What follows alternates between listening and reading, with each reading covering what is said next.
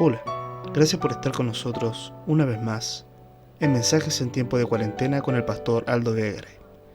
El mensaje de hoy, 25 de octubre de 2020, se titula El amuleto del pueblo de Dios. Pero antes escucharemos y cantaremos juntos un himno. En nuestro pequeño devocional entonamos el himno El Rey ya viene. Dios les bendiga.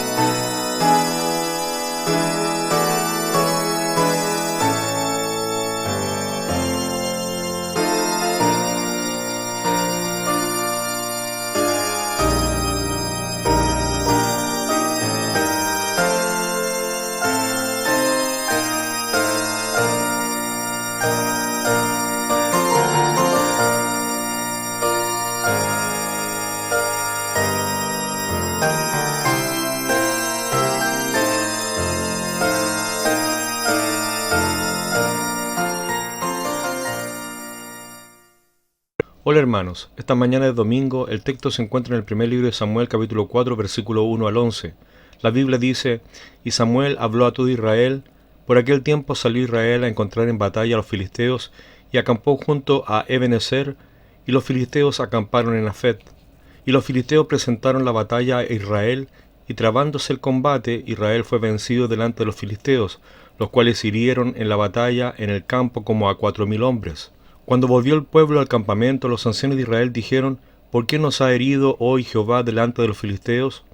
traigamos a nosotros de Silo el arca del pacto de Jehová, para que viniendo entre nosotros nos salve de la mano de nuestros enemigos. Y envió el pueblo a Silo, y trajeron de allá el arca del pacto de Jehová de los ejércitos, que moraba entre los querubines. Y los dos hijos de Elí, Omnis y Finés, estaban allí con el arca del pacto de Dios.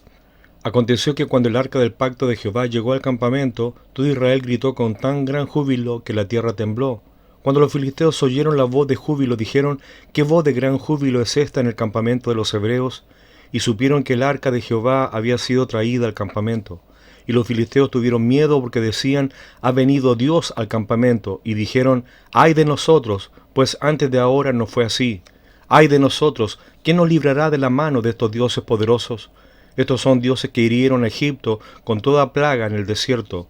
Esforzaos, oh filisteos, y sed hombres, para que no sirváis a los hebreos como ellos os han servido a vosotros. Sed hombres y pelead. Pelearon pues los filisteos, e Israel fue vencido. Y huyeron cada uno a sus tiendas, y fue hecha muy grande mortandad, pues cayeron de Israel 30,000 hombres de a pie. Y el arca de Dios fue tomada, y muertos los dos hijos de Elí, Omnis y Finés. Quisiera hablar esta mañana del arca del pacto, el amuleto del pueblo de Dios. Número 1. El arca, un amuleto de buena suerte. Israel había sido atacada por los filisteos y había sufrido una gran derrota. Y aquí la drástica decisión: llevemos al campo de batalla el arca de la alianza. El verso 3 dice: traigamos a nosotros de Silo el arca del pacto de Jehová, para que viniendo entre nosotros nos salve de la mano de nuestros enemigos. El arca del pacto era la representación del trono de Dios en el pueblo de Israel. Se mantenía en el lugar santísimo del tabernáculo y nunca era vista por el pueblo. En el lugar santísimo solo el sumo sacerdote entraba y veía el arca, y solamente una vez al año. Sin embargo, ellos querían tomar esta representación del trono de Dios fuera del lugar santísimo. Entre paréntesis, se podía mover cuando el tabernáculo debía ser movido, cierra paréntesis, cubrirla y llevarla a la batalla con ellos. Esto le daría la confianza de que Dios realmente estaba con ellos. El arca había estado antes en batalla. El arca fue delante de los que marcharon alrededor de la ciudad de Jericó.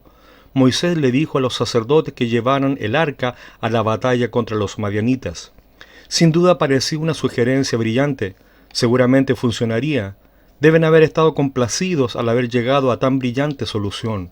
Aconteció que cuando el arca del pacto de Jehová llegó al campamento, todo Israel gritó con tan gran júbilo que la tierra tembló. Cuando los filisteos oyeron la voz de júbilo, dijeron: ¿qué voz de gran júbilo es esta en el campamento de los hebreos? Y supieron que el arca de Jehová había sido traída al campamento, y los filisteos tuvieron miedo porque decían: ha venido Dios al campamento. Y dijeron: ay de nosotros. Ellos sabían que representaba la presencia de Dios. En realidad, la decisión de los ancianos de Israel estaba mal desde su raíz. La creencia del arca era solamente una vana superstición. Ellos veían el arca como el máximo amuleto de la suerte y creían que no podían perder con él presente.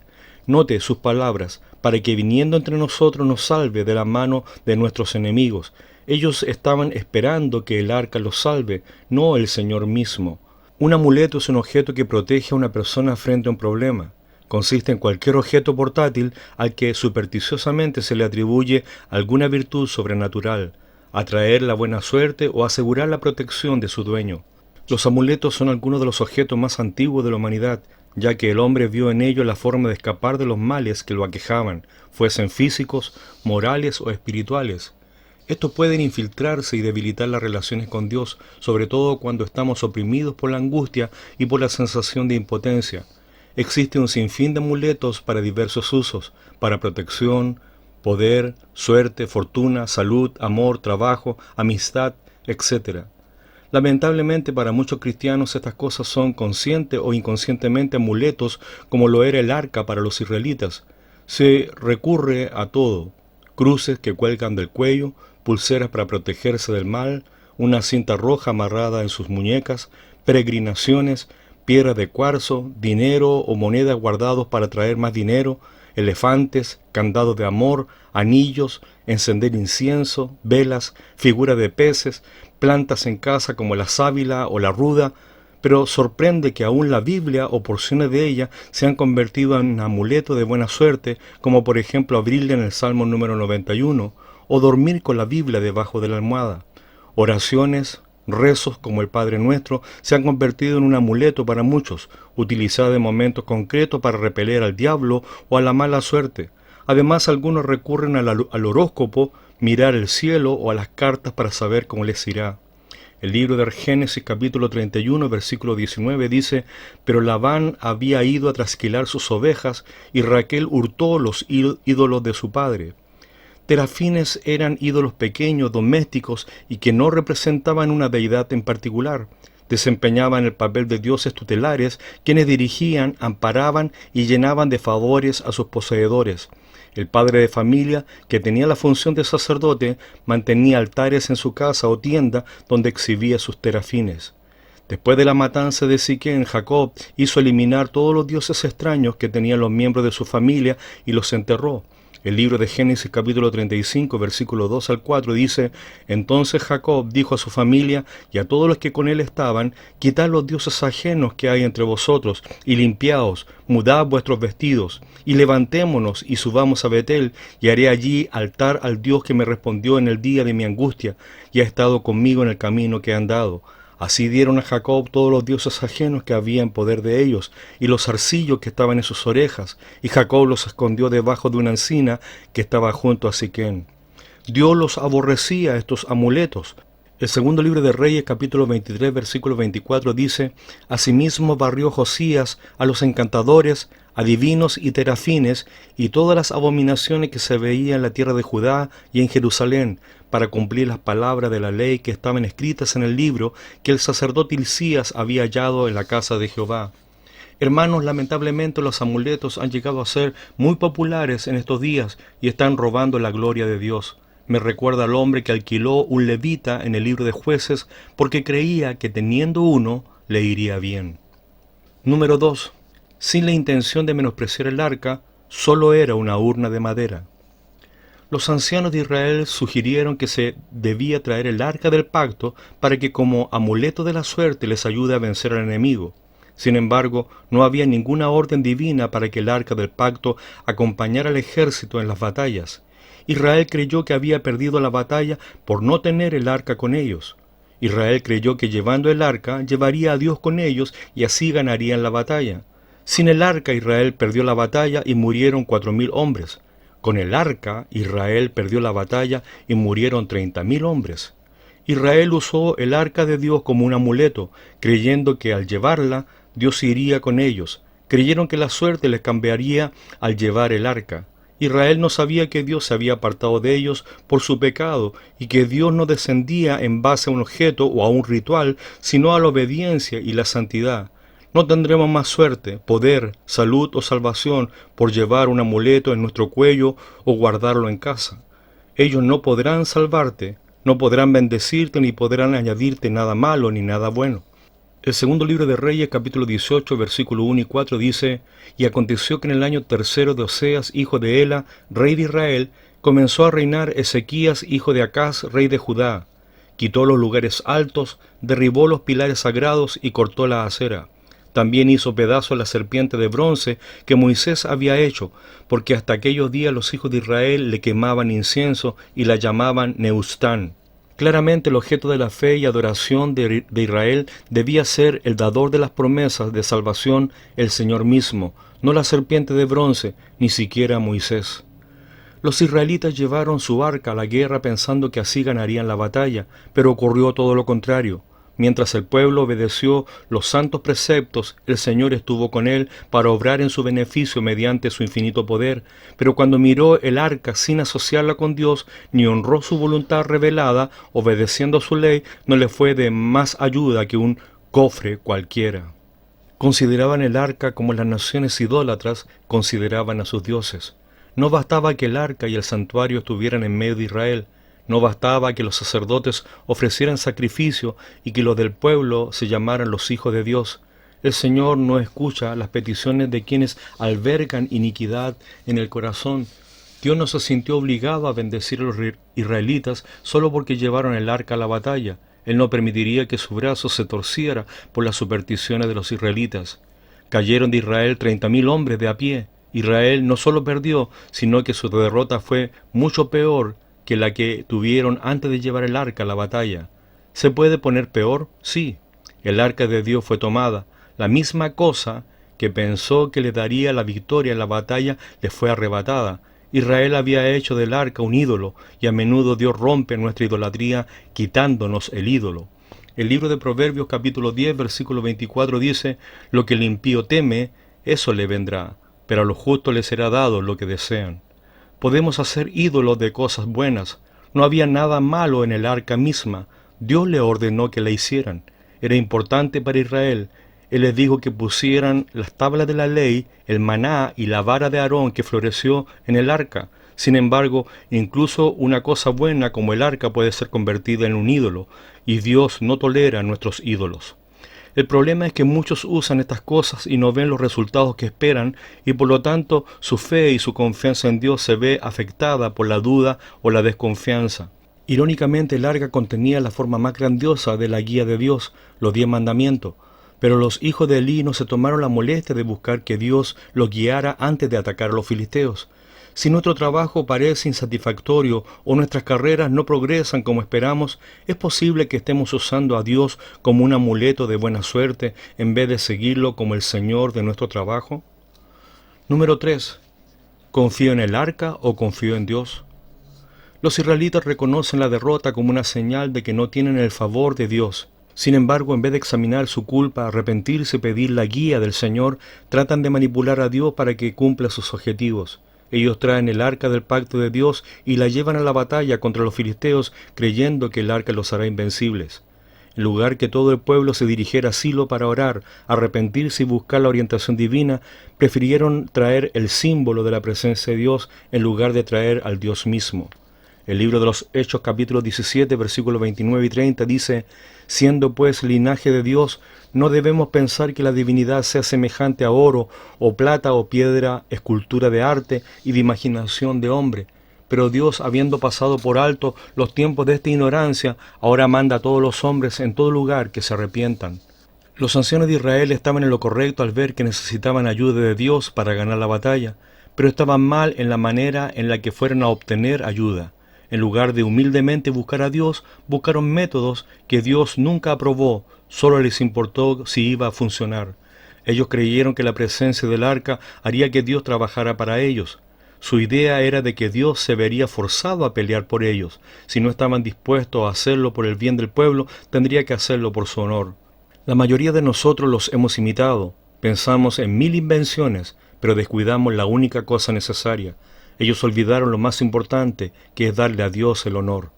La mujer de Finés, al ver a su esposo muerto y a su suegro muerto y el arca arrebatada por los filisteos, llamó a su hijo Icabod antes de morir en el parto. Icabod significa traspasada es la gloria de Dios. ¿En verdad había sido traspasada la gloria de Dios? En un sentido sí. La gloria se fue cuando Israel dejó de arrepentirse y confiar en Dios y empezó a confiar supersticiosamente en el arca. Ciertamente la gloria de Dios los había dejado, pero no porque el arca de Dios hubiera sido capturada, pues la gloria ya los había abandonado. Isaías capítulo 2 versículo 6 dice: ciertamente tú has dejado tu pueblo, la casa de Jacob, porque están llenos de costumbres traídas del oriente y de agoreros, como los filisteos, y pactan con hijos de extranjeros. También Isaías capítulo 3 versículo 18 al 20 advierte: aquel día quitará el Señor el atavío del calzado, las redecillas, las lunetas, los collares, los pendientes y los brazaletes, las cofias, los atavíos de las piernas, los partidores del pelo, los pomitos de olor y los zarcillos. Hay amuletos mencionados en este pasaje. Siempre que los ídolos y otra clase de objetos mágicos son mencionados en la Escritura, la actitud de Dios es una de reproche hacia ellos. Está escrito en el libro de Salmos capítulo 31, versículo 6, aborrezco a los que esperan en vanidades ilusorias, mas yo en Jehová he esperado. Cuando sentimos la necesidad de protección divina para guardarnos de un daño físico, nuestra tranquilidad está en el Señor. El libro de Salmos capítulo 91, versículo 2 al 6 nos dice: diré yo a Jehová, esperanza mía, y castillo mío, mi Dios en quien confiaré. Él te librará del lazo del cazador, de la peste destructora. Con sus plumas te cubrirá, y debajo de sus alas estarás seguro. Escudo y adarga es su verdad. No temerás el terror nocturno, ni saeta que vuele de día, ni pestilencia que ande en oscuridad, ni mortandad que en medio del día destruya. En estos días de pandemia hemos hecho de muchas cosas inconscientemente un amuleto de protección. Creemos que la mascarilla o el alcohol gel nos protegerán del contagio. Además, pronto va a aparecer una vacuna contra este mal. No me malinterprete, no digo que no debe usar estas cosas, pero si ellas son su esperanza, usted ha dejado a Dios de lado y lo ha cambiado por estas cosas. ¿Tiene usted un amuleto? ¿Hay cosas en las cuales confía su vida? Queridos hermanos, que Dios les bendiga. Ore por mí como yo lo hago por usted. Un abrazo, Pastor Aldo.